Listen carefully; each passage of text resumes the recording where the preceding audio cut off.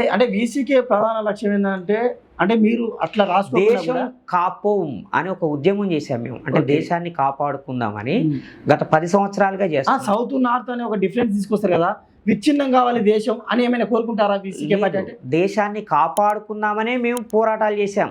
అట్లా స్లోగన్ ఇస్తారు.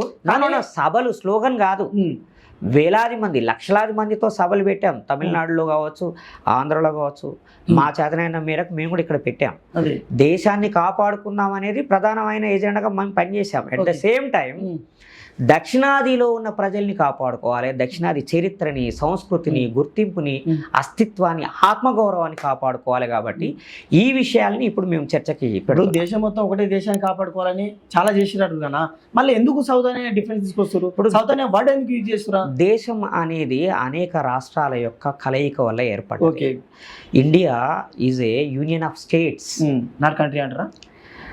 Not country, okay, it's a union of state. Okay, కానీ